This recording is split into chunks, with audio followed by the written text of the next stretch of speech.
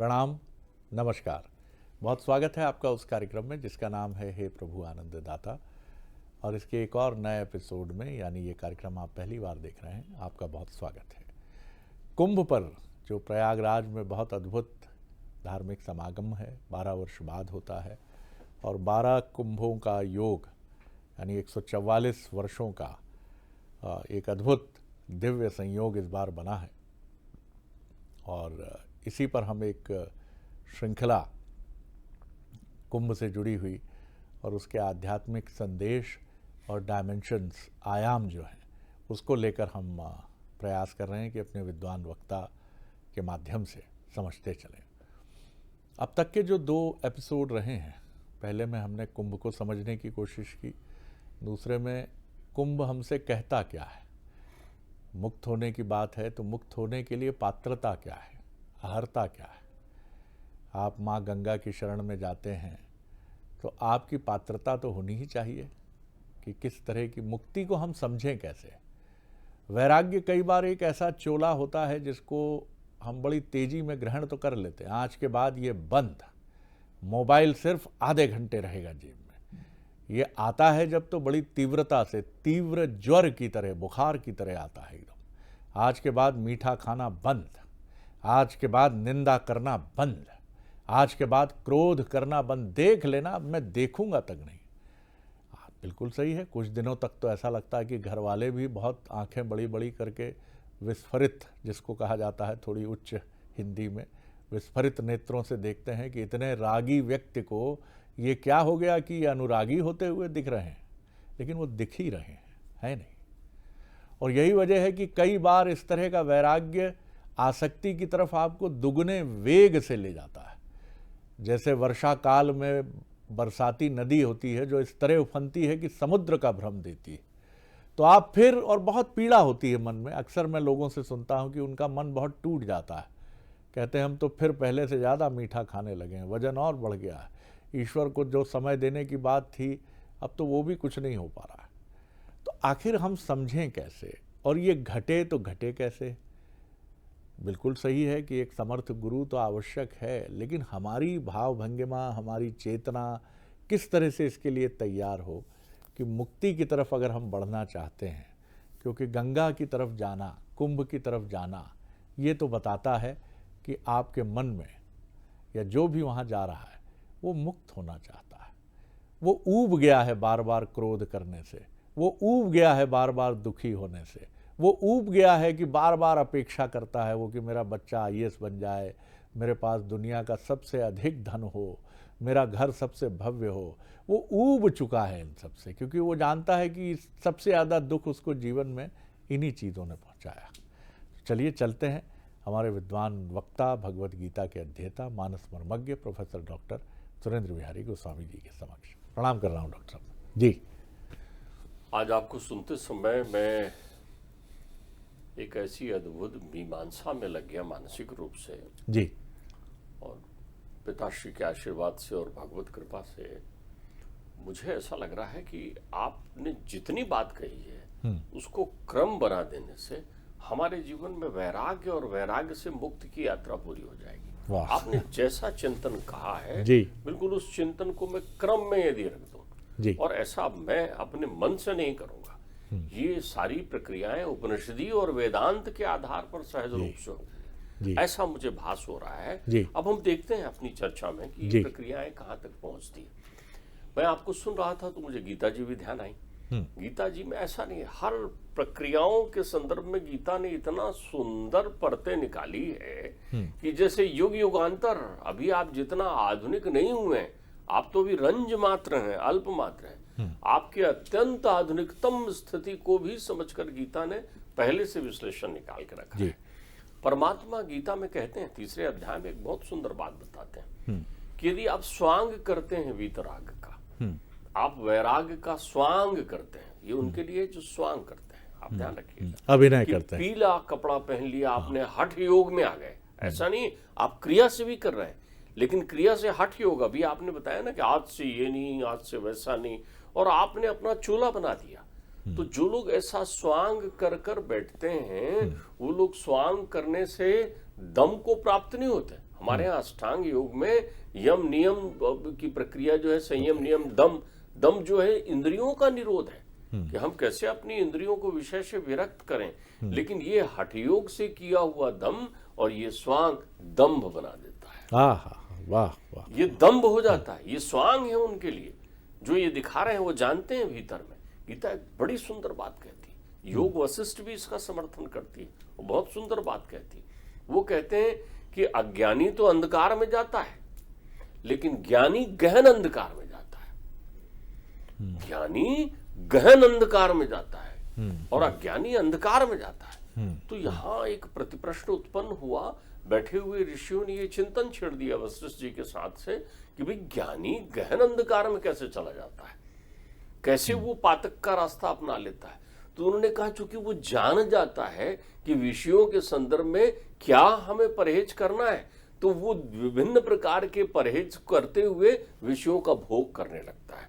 वो कहता है ये पाप हो गया तो गंगा चले जाना, वो हो गया तो इतनी हजार जप कर देना, और वो प्रपंच रखकर अपनी चातुरी दिखाने लगता है। और इस चातुरी के कारण और वो अधपतन को प्राप्त होता है। अद्भुत, ध्यान रखिएगा, रोगी तो रोगी है, रोगी की तो चिकित्सा आप कर सकते हैं, लेकिन जब डॉक्टर बीमार हो जाए तो उसकी चिकित्सा आप कैसे करेंगे? क्योंकि उसे मालूम है ये रोग है। तो वो प्रपंच लेकर आता है, ज्ञान में आडंबर लेकर आता है, वो दंभ लेकर आता है, वो स्वांग करता है और अधपतन को प्राप्त करता है। तो इंद्रियों को जिन्होंने बलात् नियंत्रण कर दिया वो बैरागी नहीं हो सकते, क्योंकि गीता कहती है आप बहिरंग में वीतरागी हो गए हैं, लेकिन मनानंद के लिए आप उनका स्मरण कर रहे हैं। तो आपका वैराग्य किस काम का? आपने छोड़ दिया शराब, लेकिन मनी मन शराब की अनुभूति कर रहे हैं, तो आप काय के वैरागी? आप तो दंभी हो गए ना। आपने काम का साथ छोड़ दिया, लेकिन नित्य काम का चिंतन कर रहे हैं, तो फिर आप काय के हुए? आपके मन में वो है ना, उर अंकुर ही गर्भ तरु भारी, तो आपके अंतर चित्त में तो वो विद्यमान है ना। तो बहुत सुंदर परिभाषित करते हैं पिताश्री कि वैराग्य कैसे प्राप्त होता है जी। सबसे पहले देख लें, क्योंकि वैराग्य ही वो पथ है जो मुक्ति के द्वार में ले जाकर आपको खड़ा कर देता है, वैराग्य। तो उन्होंने कहा जीवन में वैराग्य कैसे प्राप्त होता है। उन्होंने एक अद्भुत मीमांसा की है उस चौपाई की जो मानस की है, और उसके आधार पर उन्होंने, देखिए हमारे यहाँ मुख्य रूप से वैराग्य को दो भागों में बांटा है सभी ने, और कुल मिलाकर उसका अर्थ एक ही होगा जी। गीता जो है वैराग के लिए कहते हैं वैराग और दृढ़ वैराग, वैराग और दृढ़ यानी पक्का वैराग्य गीता कहती है। और आप देखिए योग दर्शन उसको क्या कहता है? योग दर्शन उसको कहता है वैराग्य और पर वैराग्य, यानी परम वैराग्य प्राप्त करना। और वेदांत इसको कहता है वैराग्य और उपरति, दो भाग कहते हैं, उपरति उपरति परम वैराग्य। तो ये दोनों ही चीजें जब विद्यमान है तो वैराग्य क्यों आता है मनुष्य के जीवन में, कैसे प्रवेश होता है वैराग्य का? तो वो एक चौपाई पिताश्री सुनाया करते थे, और वो मैं कई बार कहता हूं, लेकिन उसका विश्लेषण करने के लिए मुझे समय की आवश्यकता थी जो आज मुझे मिल गई। तो उसके माध्यम से आप वैराग का एनालिसिस बहुत अच्छा समझ सकते हैं। चौपाई है कहत कठिन समझत कठिन, ध्यान रखिएगा, शब्दों को सुनते जाइए। कहत कठिन समझत कठिन और साधन कठिन विवेक, और होए घुनाक्षा न्याय ते प्रत्येव अनेक। अब आप देखिए कहत कठिन, कहने में कठिन क्यों है? भय लगता है आपको। तो वैराग्य का पहला चरण है भय से वैराग्य प्राप्त होता है। वाह। भय के कारण आप जो है वैराग्य के प्रति चले जाते हैं। तो भय काय का? पाप पुण्य, अच्छा बुरा, गुण दोष, आपका अंतर मन इसको धारण किए ही घूम रहा है ना। वैराग शरीर का नहीं होता, वैराग मन का होता, मन का होता। तो भयाक्रांत तो मन होता है ना, तो इसलिए वो शरीर के आचरण करते समय वो कहता है नहीं नहीं ये वो है। अब वो शक्कर बहुत खा रहा है, बहुत खा रहा है, बहुत खा रहा है, अच्छा लग रहा है शक्कर उसको, लेकिन देखिए भय से वैराग। अब शक्कर खाते खाते उसको मालूम चला कि अरे ये तो शुगर बढ़ा दिया तुम्हारा, इसी के कारण तो शुगर हो गया है। तो आपको शक्कर के प्रति वैराग्य उत्पन्न हो गया भय से। आप रोज झूठ बोल रहे हैं, रोज झूठ बोल रहे हैं, झूठ बोल रहे हैं, मालूम चला रही है झूठ बोलने में सजा हो जाएगी, कहीं फंस गए तो तुम। अब आपको याद हो गया अरे ये तो अपराध हो जाएगा, तो तो आपने कहा आज से झूठ बोलना खत्म।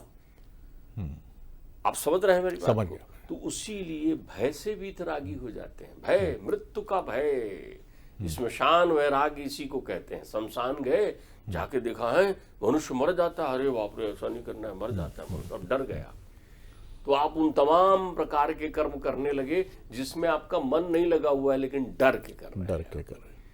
तो एक वैराग प्रारंभ होता है भय का वैराग, दूसरा वैराग प्रारंभ होता है विचार का, विवेक का वैराग।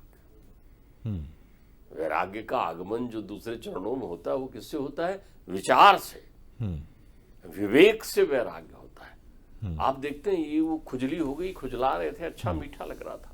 जब भी हमारी इंद्रियां विषय सुख चाहती हैं तो उससे हमें प्रारंभ में सुख की अनुभूति होती है। इंद्रियों का विषय से संयोग हो जाए तो सुख मिलता है।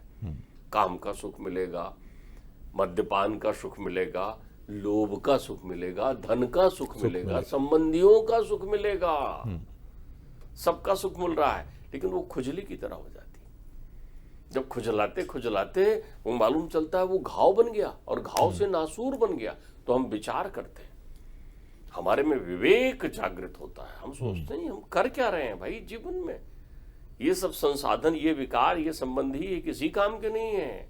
तो हम अपने को विचार करके समझ के, कहत कठिन समझत कठिन, अब समझ गया, आप विचार में हो गए, विवेकमान हो गए, तो विवेक से जागृत होने पर विचार करके आप वैराग्य करने लगते हैं। इंद्रियों को समझाने लगते हैं, नहीं ये नहीं करना है, लोगों को बताओ ये नहीं करना है, ये ठीक नहीं है, ये गलत है, ये अच्छा है, ये बुरा है, ये देखो क्या हर्ष होता है, सारी चीजें सामने आ जाती हैं आपके।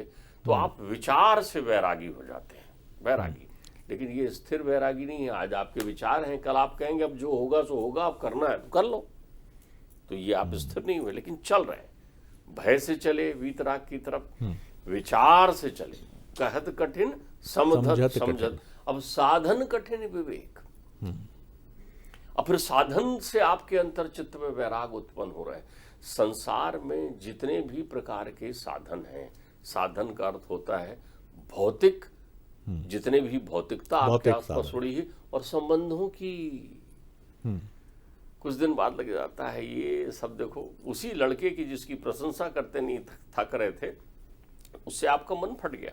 उसी पत्नी से जिसके प्रेम में आप लगे हुए थे, आपने कहा अरे बेकार है वो पत्नी, आपको ठीक नहीं है, आप तलाक लेने के बारे में चिंतन करने लगे, आपका द्वैत मत हो गया। वही संसाधन जो चारों तरफ थे, अचानक एक दिन जैसे साधनों को देखकर बुद्ध के मन में वैराग्य आया था, ये तो नश्वर है, ये सब स्वप्न है, ये सब चले जाना है, संसार स्वप्न तजमोह निद्रा। आप जागृत हो गए, आपने कहा ये साधन, ये संसार भास है, बेकार है। तो इस प्रकार से आपको उन साधनों से वो एक प्रक्रिया आ गई। आप देखिए साधन में कौन सा शामिल है? आपका मान सम्मान, ठीक बात। ये साधन है आपके जीवन में। तो चतुर जब हो जाते हैं, वैरागी जो व्यक्ति वैराग के पथ पर चले जाता है, स्वयं वैरागी होने लग जाता है, तो अपने मान सम्मान से घबराने लगेगा, नहीं भैया मुझे कोई सम्मान नहीं चाहिए, वो बचता है। आपका अहंकार, ये भी साधन है। आपका अपमान हो गया, मान तो अपनी जगह, अपमान हो रहा है तो आप अपमान से बेचैन हो जाते हैं, पीड़ित हो जाते हैं, वैरागी होने लगते हैं। तो ये सारी चीजें, ये साधन आपको वैरागी बनाने लगते हैं। तो साधन से वैराग, कहत कठिन समझत कठिन, और साधन कठिन विवेक। आप परमात्मा की कृपा होती है थोड़ी, तो आप इन चीजों के अभ्यास को करते करते और इनसे संघर्ष करते हुए कि आज हैं कल नहीं है, आज बैरागी हैं कल नहीं है, आज डर रहे हैं कल नहीं डर रहे हैं, आज साधन प्रिय हैं कल अप्रिय हैं, लेकिन ये अभ्यास नियमित जीवन में चलते चलते रहता है, तो एक दिन आप परमात्मा तत्व को जानकर, परमात्मा को जानने के कारण वैराग उत्पन्न हो जाता है आपके जीवन में। जान गए उसको, तो वो वैराग जो है राग का नाश करके अनुराग आपके जीवन में ला देता है। आप अनुरागी हो जाते हैं, आपको लगता है मैं कहाँ भटक रहा हूं, संसार की इस माया में भटक रहा हूं, इन साधनों में। मैं भय किससे कर रहा हूं? मरेगा कौन? ये शरीर तो मरेगा, लेकिन मैं तो अविनाशी हूं, मैं परमात्मा को प्रिय हूं, मैं परमात्मा का पुत्र हूं, मैं परमात्मा का अंश हूं। ध्यान रखिएगा, परमात्मा से प्रीति से बैरागी हो गई थी मीरा। परमात्मा से प्रीति से बैराग जाग गए तुकाराम में। परमात्मा से प्रीति से बैरागी हो गए रैदास। परमात्मा से प्रीति से बैरागी हो गए तुलसी, कबीर। जैसे ही वो परमात्मा की प्रीति आती है तो फिर आप सहज बैराग की श्रेणी को प्राप्त करने लगते हैं। फिर आप बैरागी होने लगते हैं। आपके अंतर चित्त में वो अनुराग की स्थापना होने लगती है। आपका वो जो मन है वो अब दम किसी भय से नहीं कर रहा है, आपके उसमें किसी विचार से नहीं कर रहा है, किसी साधन से हे या घृणा होने के कारण नहीं कर रहा है। तो आप सहज भाव के बैरागी हो जाते हैं।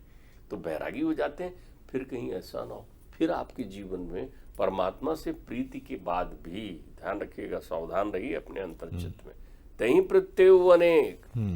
फिर आपके सामने परिणाम आने शुरू होते हैं। आप उसे पुष्ट करिए।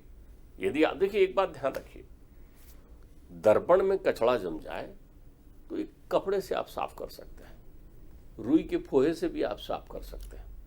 तो अब दर्पण का मैल साफ कर दिया, अब बड़ा सुंदर दिख रहा है, आप देख रहे हैं सेविंग कर, अब साफ हो गया दर्पण।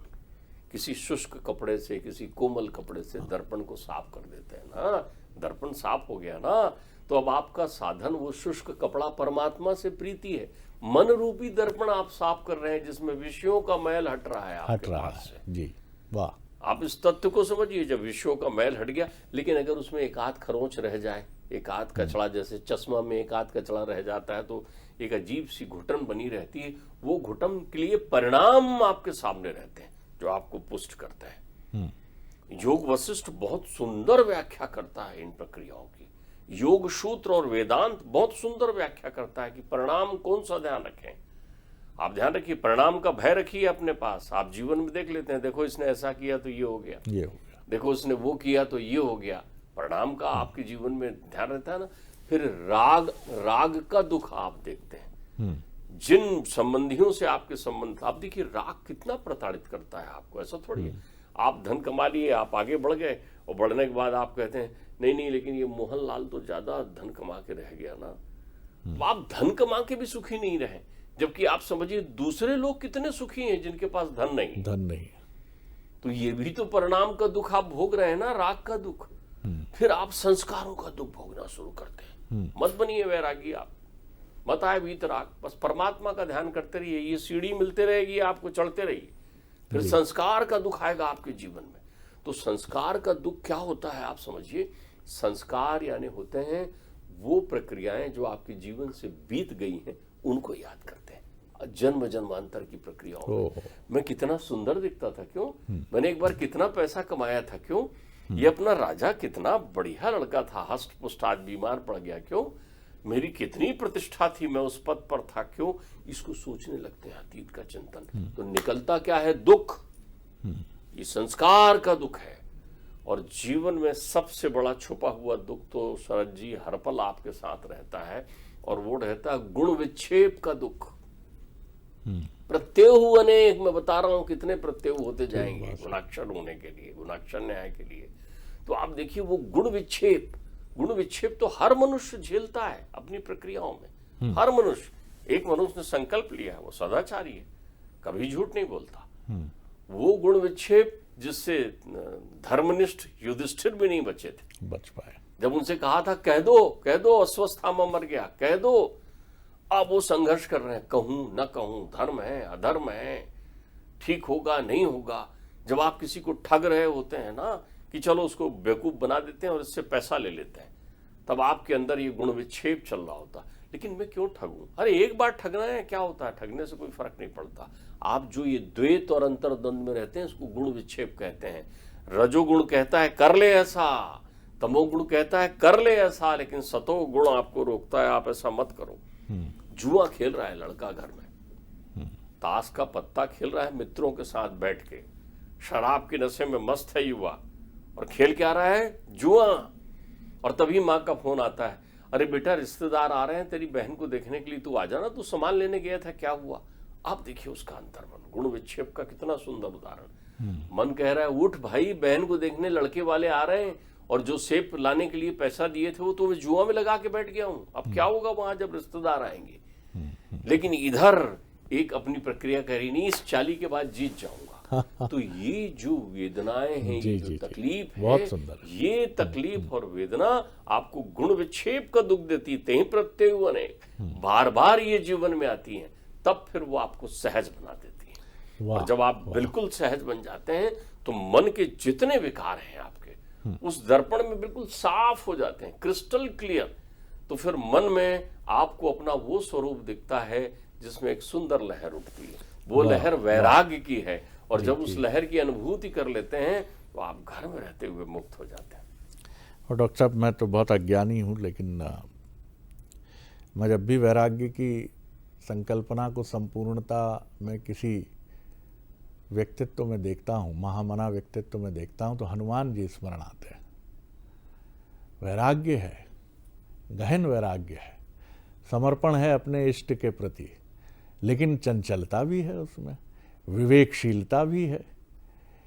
गुरु का अर्थ ये भी नहीं है कि जैसा आपने कहा कि कई बार हम स्वांग और भास में ऐसे उलझ जाते हैं, गुरु जी ने ऐसा कहा था, गुरु जी ने ये कहा था।